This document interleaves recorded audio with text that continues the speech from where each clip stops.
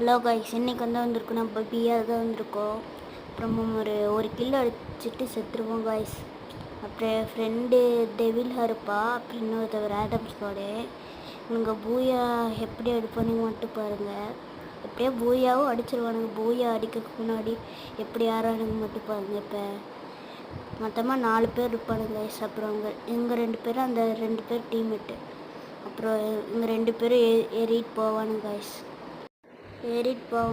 அப்புறம் முன்னாடி 2 பேர் இருப்பாங்க. அப்புறம் எனிமி ஸ்பாட்டுன்னு மெசேஜ் போட்டு அவனும் வந்துடுவான்.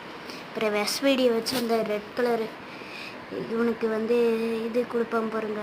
அப்புறம் இவனை பார்த்துட்டு அப்புறம் இவனுக்கு இது கொடுப்பா.